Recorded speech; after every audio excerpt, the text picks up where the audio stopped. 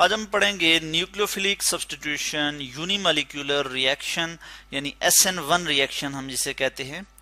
S मैं यहाँ लिख लेता हूँ SN1 रिएक्शन, यहाँ पे मैं लिख लूंगा 1 कि SN1 रिएक्शन जो है जिसको हम कहते हैं न्यूक्लियोफिलिक सब्स्टिट्यूशन यूनिमॉलिक्यूलर रिएक्शन, इसमें जो रेट डिटरमाइनिंग स्टेप है रेट डिटरमाइनिंग स्टेप है वो उसमें सिर्फ एक ही मॉलिक्यूल जो है वो टेक पार्ट करता है, तो इसलिए हम कहते हैं यूनिमॉलिक्यूलर रिएक्शन। और ये जो है ये 2 स्टेप रिएक्शन है, इसमें 2 स्टेप्स इन्वॉल्व होते हैं, 2 स्टेप्स रिएक्शन मैकेनिज्म आप कह सकते हैं इसे। और फर्स्ट स्टेप जो होता है वो स्लो स्टेप होता है, ठीक है। अगर मैं यहाँ पे बात करूँ फर्स्ट स्टेप की तो फर्स्ट स्टेप स्लो होता है और सेकंड स्टेप जो है वो फास्ट स्टेप होता है। इसके लिए यहाँ पे मैं रिएक्शन लिखूंगा सी, यहाँ पे मैंने लिख लिया कार्बन, ठीक है जी। इस तरह से मैं यहाँ पे लिखूंगा, फर्ज किया हमारे पास है क्लोरीन यहाँ पे अटैच है इसके साथ, और ये हमारे पास है जी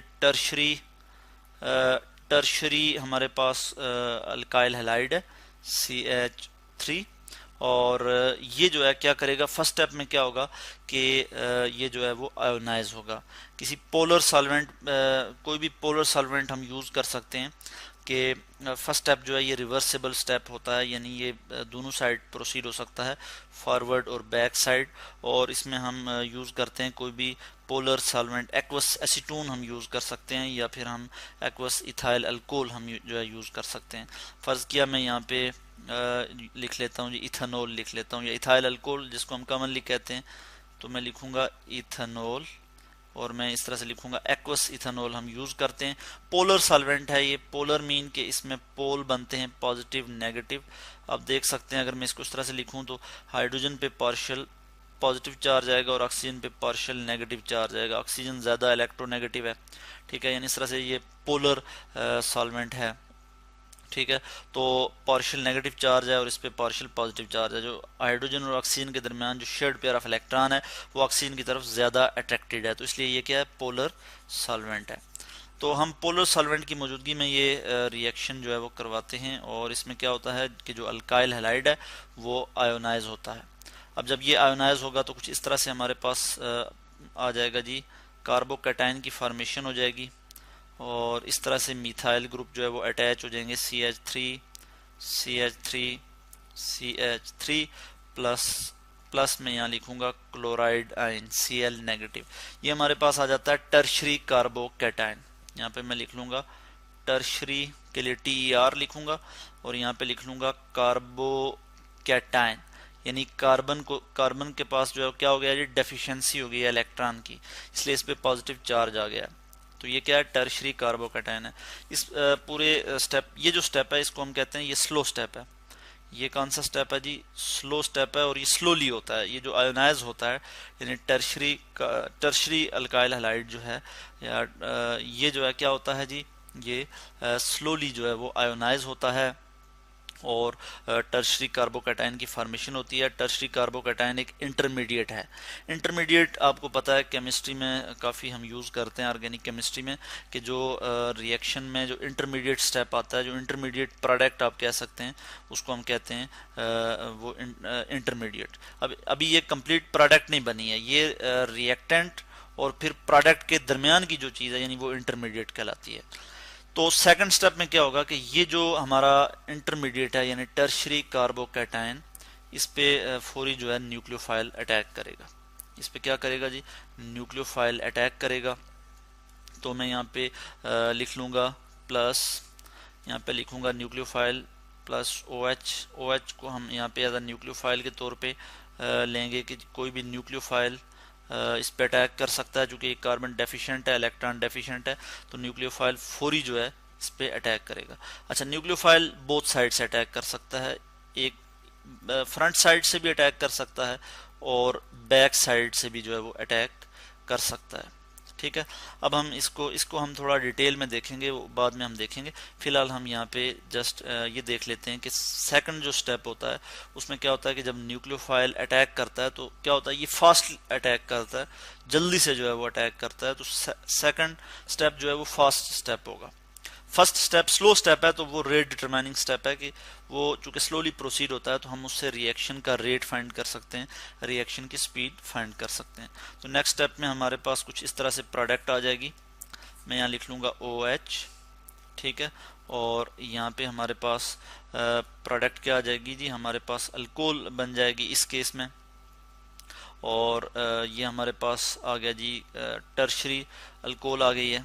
तो इसको हम कहते हैं कि ये न्यूक्लियोफिलिक सब्स्टिट्यूशन रिएक्शन है।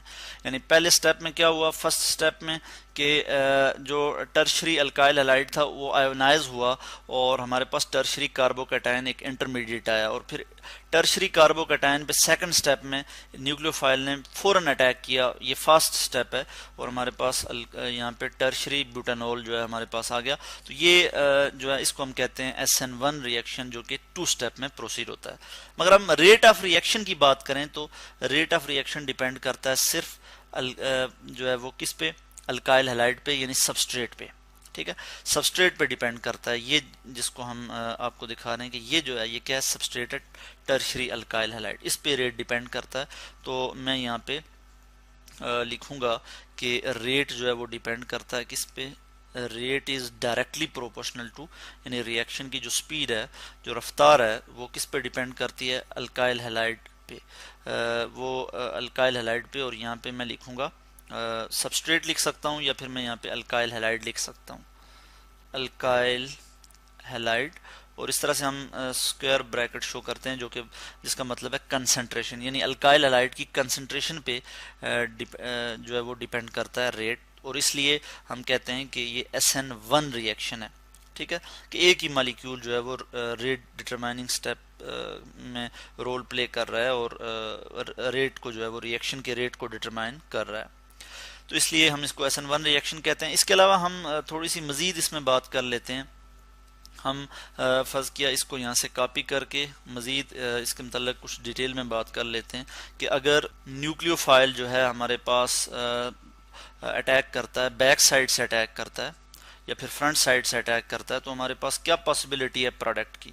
अब हम यही बात यहाँ पे कर लेंगे कि अगर जो है न्यूक्लियोफाइल फ्रंट साइड से अटैक करता है, फर्स्ट किया मैं यहाँ पे इसको इसी तरह शो कर लेता हूँ कि ये फ्रंट साइड अटैक जो है वो शो कर रहा है, तो इस केस में हमारे पास जो कॉन्फ़िगरेशन है इसकी वो चेंज नहीं होगी, ठीक है, और ये प्रोडक्ट कुछ इस तरह से हमारे पास आ जाएगी, यानी कार्बन OH, ठीक हो गया, और CH3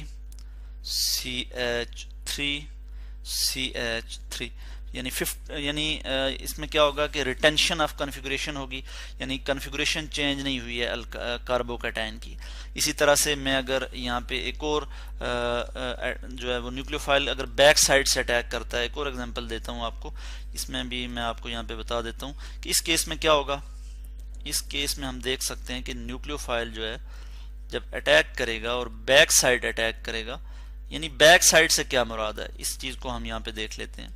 पहले हम देख लेते हैं front side attack. Front side attack से मुराद ये है कि जहां से लिविंग ग्रुप जो है वो निकला है यहाँ से, उस साइड से अगर अटैक करेगा तो रिटेंशन ऑफ कॉन्फ़िगरेशन होगी, और अगर बैक साइड से अटैक करेगा, यानी जहां से लिविंग ग्रुप निकल रहा है उसकी बैक साइड से अटैक करेगा न्यूक्लियोफाइल, तो हमारे पास जो कॉन्फ़िगरेशन होगी वो क्या होगी, वो कुछ इस तरह से हो जाएगी, OH, और फिर हम यहाँ पे लिखेंगे कार्बन, और फिर इस तरह से इन्वर्ट हो जाएगी कॉन्फ़िगरेशन जो है वो इन्वर्ट हो जाएगी, और इसको हम कहते हैं इन्वर्जन ऑफ कॉन्फ़िगरेशन। इसको हम क्या कहते हैं जी, इन्वर्जन ऑफ कॉन्फ़िगरेशन, और इसको हम कहेंगे ये रिटेंशन ऑफ कॉन्फ़िगरेशन।